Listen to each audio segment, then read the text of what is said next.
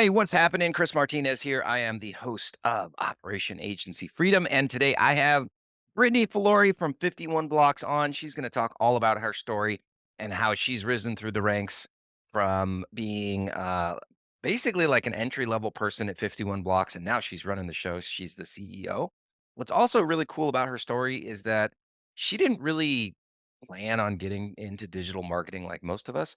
And she was actually a stay at home mom at the time, and she was like, "Hey, I want to get, I want to get back into the workforce somehow." And so she ended up getting a job, and then she ended up getting her MBA as well. And so she's super, super educated, super, super driven, and now she's running a big SEO white label company, which is really, really cool. So very excited. So let's jump over to that interview.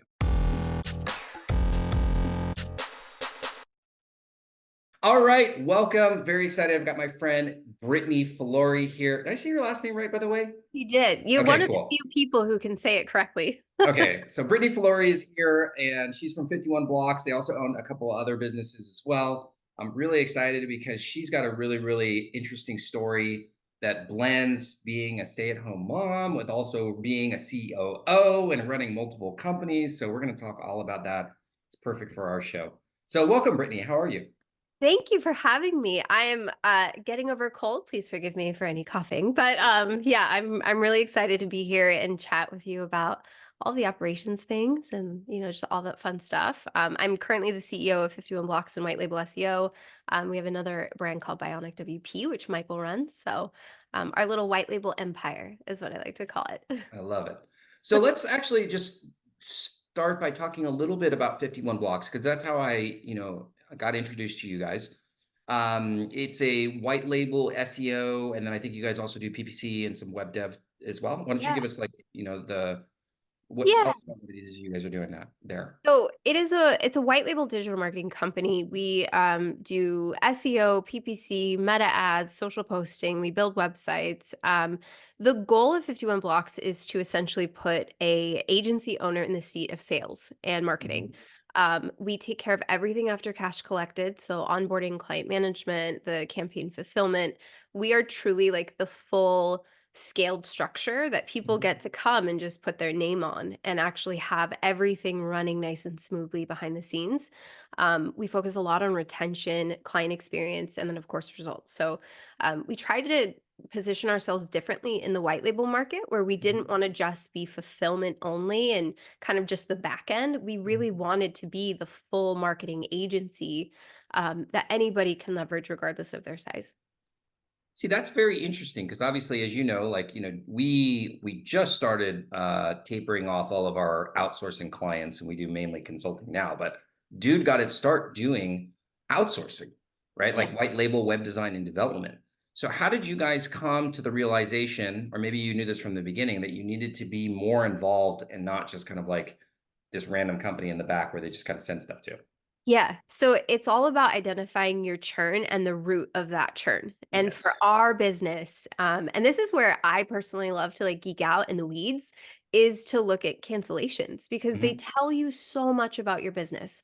And for us, we've learned about who our avatar is. We've learned about what niches we love to work in. Like we've learned so much based on who cancels that we ended up finding 90% of our churn was coming from what we call partner managed accounts. So these are like traditional fulfillment only models where we have partners who are using either themselves or a team to communicate, but there's this gap between us and them.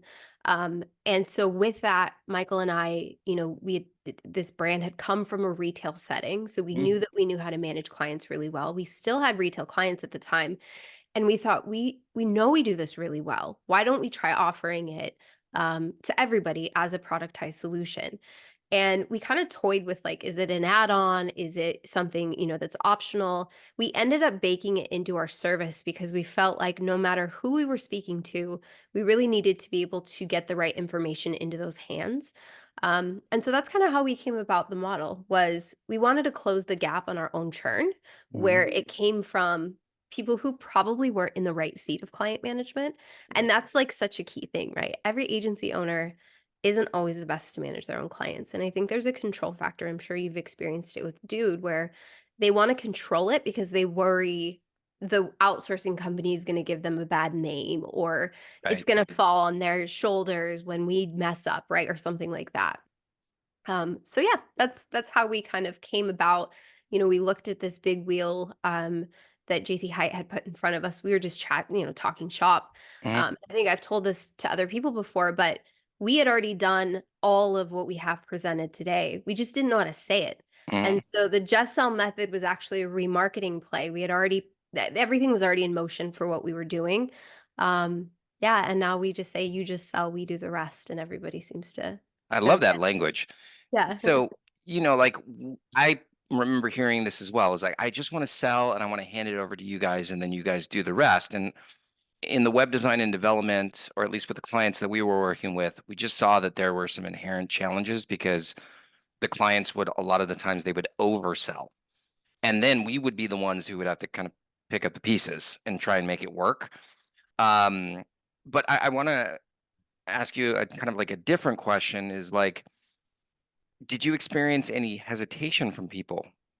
Like, because they say that they want to sell, like the clients say that they want to sell, but then yes. a lot of the times they'll find a way to weasel their way back into the operations and then they'll try and throw wrenches in it. So, like, Oh, yeah. did you experience that? Or like, how did you guys overcome that? Oh, yeah, 100% we experienced it. We still experience it to some degree, but Right. we've learned that, everybody moves at their own comfort level. Mm-hmm. And when they know that you're willing to kind of meet them in the middle, that's where Mm-hmm. you can usually get an easier relationship going on a white label, side of things.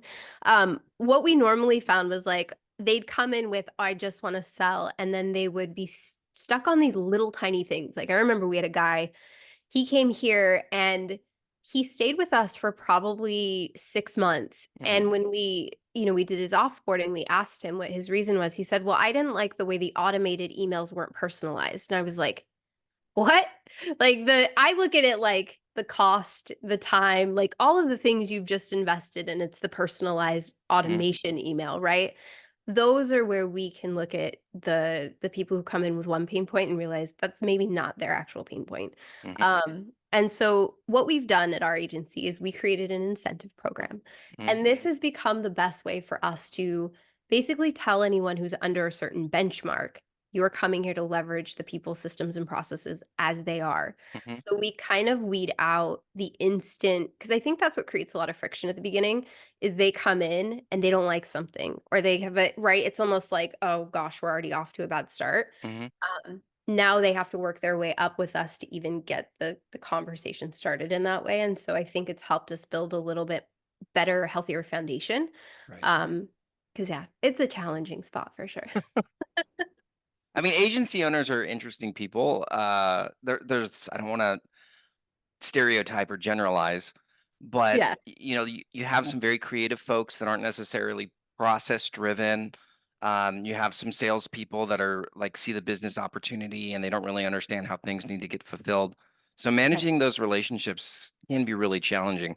I wanted you to elaborate on that because our clients that are listening, who are typically agency owners, I try and tell them all the time, like there are opportunities. So look into those pain points that your clients are experiencing either with you or with other people and see if you can develop a product or alter your process so you can make it easier for that client, or maybe there's less friction and then inherently there'll be more value for your service. Would you agree with that? I would. One of my favorite things to do actually is to we challenged ourselves to do this with as many people as we could Hmm. last year, which was to take the feedback, whether they canceled or they were just providing feedback while they're here, take an action, and then actually go back to them and say, "Hey, thank you for having this impact on our business." It Hmm. helps them feel special. Yeah. It lets them see that you're creating change. I think our clients, our partners, for us, it's like agency partners. Hmm. For agency owners, it's your end client. They are the best people to drive your products. You're not always the smartest person in the room to decide what that is, and they will be your best guiding light on what the product should be and who it's going to serve. And so we've tried to take the mentality of like, how much can we learn from everybody around us and Hmm. what they need? Obviously direct response marketing is a big part of that too, where you Hmm. have to be able to speak solutions to the pain point and Hmm. try and make sure that you're providing value in everything that you're doing. So Mhm. yeah, it's a fine balance. I'm with you, agency owners, and I think here's why agency owners can be tough, as far as like an outsourcing relationship, because they know the way a structure looks, or at least they Mhm. have it in their mind. So they're capable of challenging structures that we would have in our agencies, right? Because they understand how some of those things work. Mhm. Whereas like end clients, they're not, you're the expert in the room. They're not going to Right. challenge the way that you've got your agency set up. Right. Right. So Right. I think that's where we establish like those pain points and how we can better serve by giving them more transparency. We show our agency owners everything from like the org chart to like all the different benefits they get from these areas. And then more importantly, and I know something you do is like the value you get. Like if you were to hire these seats, what does that look like versus when you're just paying one fee? Right. So yeah, Yeah, I love that actually, and I was just going to bring that up is like one of the things that you do that I think is just absolutely genius is showing them the team that they actually get. And agency owners that are listening, like you need to do this as well. yes. Because if you're talking to your clients and they don't know that there's a PM, a digital strategist, an ads person, an SEO, a designer, a developer, like copywriters, if your clients don't know this team of people that they're getting when they hire you, you're doing yourself a disservice. So I Yeah. saw the org chart that you put together. You show that to the clients as well? We do. We Okay, actually so built it. talk all about that because that's Yeah. awesome. So we built it into our billing dashboard for our partners. We did it as a way to like just remind them, right? They're going there to manage their billing and whatnot, just to remind them everything that they get. I think there's the power in it is that most people assume the fee they pay is the fee that's covering the cost of the body that fulfills. When in actuality, the fee that they pay covers a leadership team, the team that's fulfilling all of the other intricate areas of a business that keep it running efficiently. And that's what we really wanted to showcase to our partners was, hey, you're paying one a $390 fee for one SEO client, but you're also getting the full leadership team, the manager, right? The QA team, the admin team, like all these other little things. So it helps you really amplify your value when you do that. So if you're talking to an end client and you're showing them there's all these different people in your agency, I think it helps give them a sense of trust that you're one built up enough to where Mhm. you even can afford all of these people. And two, great, there's multiple eyes on my work. When I first came to 51 Blocks, I remember when I was like, that was right when I was kind of helping more in the operation space. And we lost an account manager. And I remember the struggle of getting that client to trust the next person because at the time we had our account managers client facing and they felt like nobody else was going to know their campaign. Nobody else was Of going to take course. care of them. Right.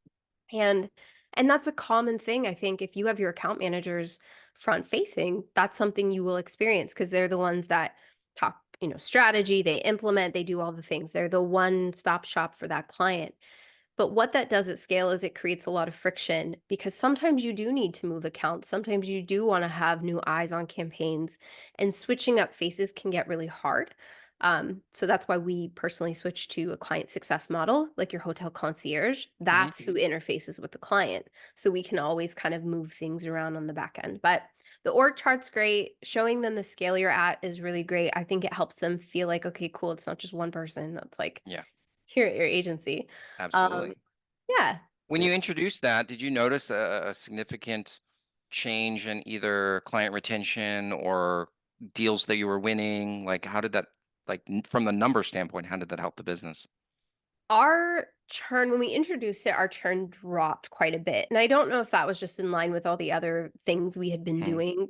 I always try and push for new projects every month, new things that roll out. And I think it's kind of a compounding effect. So I think that our impact was part of the compounding effect, of course. The other thing it helps us do, because our agency owners come here and they get to swipe everything that 51 Blocks has created as far as an asset goes. It helps them go into sales calls now and say, this So is my wait, when you say that, do they get to get like sales decks and like, yeah, like case studies, marketing material, everything. wow. We wanted to create it. We actually launched the Just Sell method um i- in a space where there were a lot of tech industry layoffs actually. It was I can't remember. It was like 2022 and Facebook was laying off a bunch of people and Hmm. there were just a ton of people losing their jobs. And I was like, Michael, this is like the perfect side hustle. Can you imagine someone coming here and being able to start a digital marketing agency? Let's say they're killer in sales, and all they would need is our material to be able to take it and run and just sell. And so that was a part of like the rebranding that we had done, was that we wanted to make it super turnkey. So we do give our agency owners everything. And a lot of times they worry because they're like, what if I get asked who's on the team? And because we're really cautious not to promise any one particular person up front before the sale happens, we use roles. So that's like such a good tip if you're uncomfortable sharing the names of your full team, is to just use their roles, kind of like EOS charts, right? We just want to use the seat, and that's going to help explain who that person is. Got it. Love it. All right. So I want to spend, we've got like, 15 minutes left. I want to spend the rest of the interview talking about your journey because as we were talking about before I actually hit the record button, you started out and you said you were kind of bored and then you decided went and got a master's, right? There's not a lot of Yeah. people out there that have master's degrees. And then eventually you started working with Michael and with 51 Blocks. And the way that you approach problems, I've always like admired because it's a very systematic approach. Whereas when I'm working with a visionary, it's kind of like, I have this great idea. Let's just put it into place and see what happens, right? It's a throw everything to the wall and see what sticks kind of methodology. And the way that I've seen you attack problems is much more different and methodical and like, hey, let's test stuff. Yeah. So tell me about like let's start from when you got the idea to get your MBA. Like what was going on in your life and Yeah. like how did you come to that point?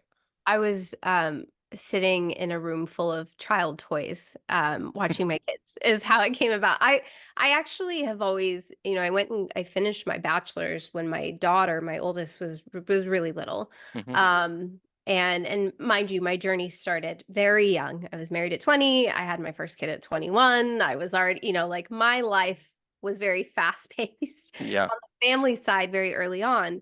I went and got a degree in business psychology. Oh, If cool. my mom is a therapist, my sister has her doctorate, like we're all very in the psych world. But for me personally, I'm far too sensitive to ever go that route. So I was like, well, there's business. Yeah. And I was sitting there, I had my second kid, and the housewife life, it just wasn't for me. I think for me, I just need a little bit more, um, something else happening, that I can discuss about world things. And so I went and I looked into MBA programs. The school that I had gotten my bachelor's from was looking for other people to bring into the program that weren't of a business background. They like to have Mm. diversity in there. And I just happened to fit into that profile, and got in there. It was very hard to be a stay at home mom in a room full of people running $1 million companies. So I will say that that was kind of, I was very much a fish out of water, but I loved it. Like I got to learn so much, Were just, you, sorry, just to interrupt. yeah. Were there a lot of females in the class as well, or is it mainly men? No, and that seems to be a theme of, like, my Right. journey. Yeah. No, not a lot of ladies. I definitely kind of surrounded myself with a few that I would meet. Hmm. They're all, much older than I was at the time. I got my master's degree. My son ended up getting really sick for a long time, and we just knew I needed to be home. And Hmm. so I went seeking a career where I could work from home, and that's how I landed in digital marketing. And so I kind of worked at a couple of SEO agencies and found my way to 51 Blocks. And because of my background with my MBA, learning leadership skills, I was able to work myself up pretty quickly in this agency. It just needed a lot of, foundation and all Hmm. those fun things. So Yeah. yeah, I would say now as a leader, my background in psychology actually probably plays more into what I'm able to do here than my MBA. Hmm. People ask about MBAs all the time, like, "Ooh, you don't really need one." I Right. think it Right. helped me get into a couple of big agencies when I was getting started Right. because I had been a stay-at-home mom. So for Uh-huh. me, it kind of balanced out not having a work history at the time when I was home with kids, to have that degree. But I think I definitely am able to get through things on more of a psychological level, and that's a big Right. part of this, right? Is we have to like break it all apart and Mhm. put it all back together. Yeah. Um, kind of interesting. So my head of operations and customer experience, Erin, she just started her MBA program last year. So she's still in her first year of her MBA program and she's learning a lot. But she does tell me like, a lot of the things that they're teaching her, she's like, I already know this stuff. Like I've, Yeah. I've already learned this from being in the workforce or working with me or whatever. Yeah. But for myself, I just have an undergraduate graduate degree. I can't remember if I told you, but I got a degree in sociology. So Oh, that's the easier version, way easier version of psychology. I took one social psychology class. I loved it. I loved everything about sociology. But what's really interesting for me is that when I moved to Mexico in 2018, and I started to really be embraced, or I really started to be ingrained in the culture.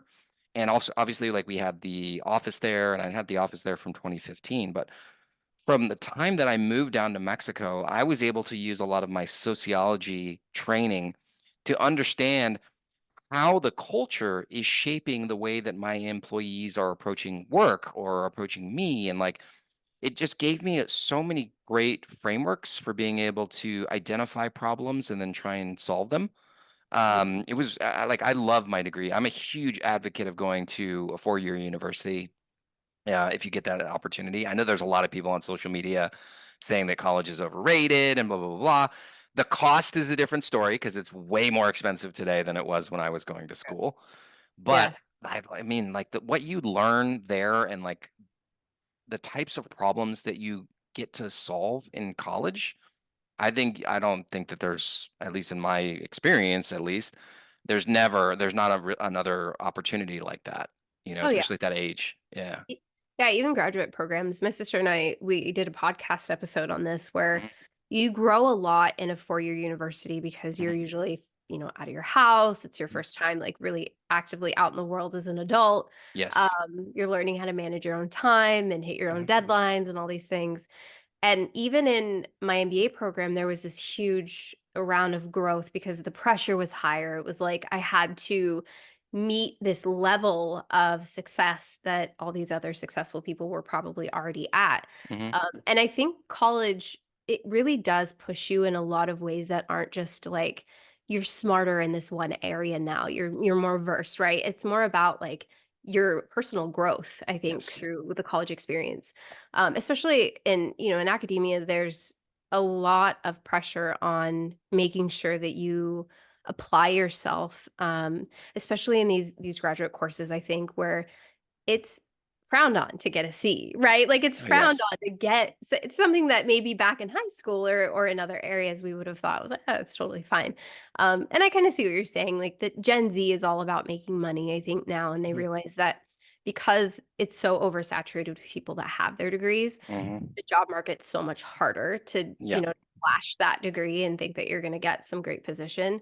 Right. Um, I can definitely see their pain points and, like, not going, but to your point, like, you learn so much about people and relationships, Mhm, and I would always, I would push my kids if they wanted to go to school, like, the psych degree that I have, while I didn't go a route that was traditional psychology, um, it gave me so many tools to be able to speak to people, to be able mhm. to solve problems, like, Yep.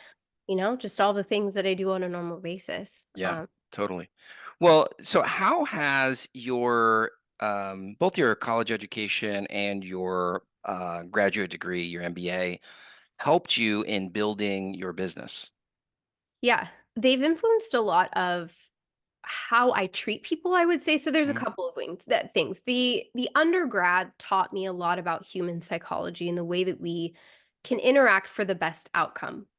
Somebody that I really admire used to tell me, "Do you want to be right or do you want to be effective?" mhm. It's one of those things that sticks with you because you're like, okay, you don't always have to, sit in a conversation and prove your point. You really Yes. want to be able to meet someone at their communication level and talk through things so that it's the best outcome for everybody. So I think that the degrees themselves have helped me understand how to meet people at their communication level and speak to them and try and get to the end goal as Mhm, efficiently as possible. Certainly seeing the ways other businesses are run, you decide whether or not you want to have a culture of being super aggressive and we work 80 hours a week and like it's hardcore. Or you can decide, I want a business where people enjoy being a part of this culture. For Hmm. me, I'm more on the lifestyle side where like I would rather the business fits into a lifestyle that people want to be a part of. I think that people don't necessarily understand how much it costs to train new people. So if I can train somebody and now I can just keep them happy, I've been able to hopefully develop a better team because I'm Right. not having to constantly change that seat and retrain because my culture didn't keep them around.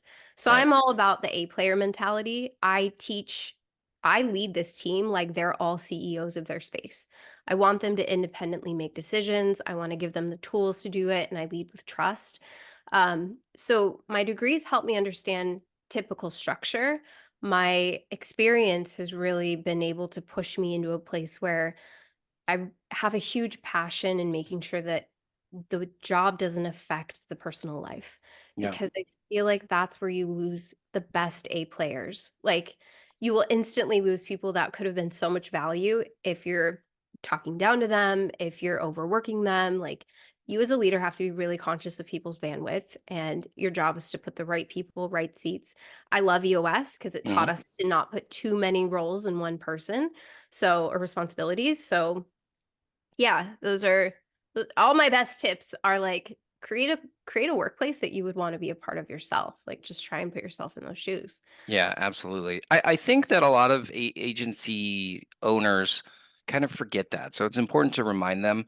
I think, at least for myself, like I love to work. I love Yeah, I putting love in the hours, right? So like for me, that fuels me and it helps me to. I've always said that my business is a form of creative expression for me. So I get so much fulfillment out of doing my business.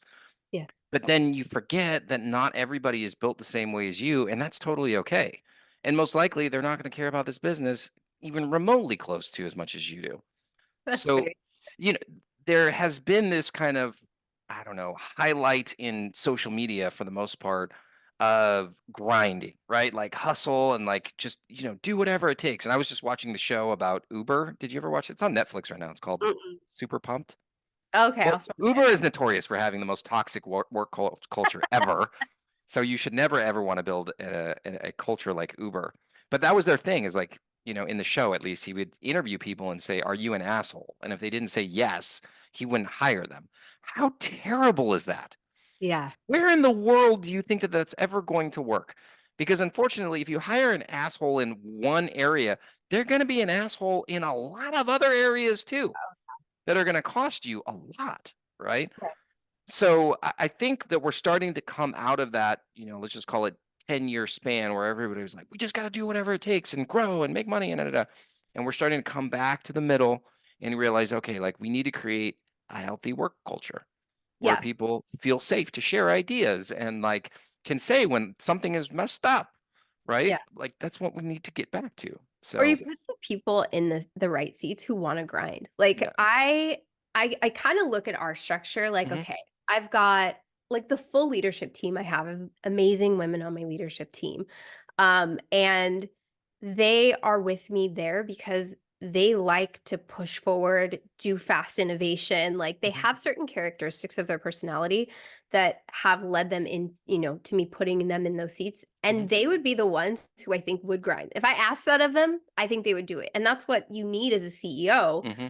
You do need to surround yourself with the people who can move fast like you, because that's how we're gonna get things done. Hmm. However, there are a number of people a tier down from that who are just showing up to work to do a great job, and they're the ones, right, who probably wanna sit and just enjoy their 9 to 5, Hmm. go home, not worry about the boss slacking them at 11 PM with something urgent, right? And Yeah. those are the ones that I think you still have to kind of protect that space for. So, I would agree with you. I think our culture and it depends where you live, of course, I'm sure. Yeah. We're on the West Coast. I always say, Yeah. like, A little more West laid Coast is back. the best coast. We're really laid back.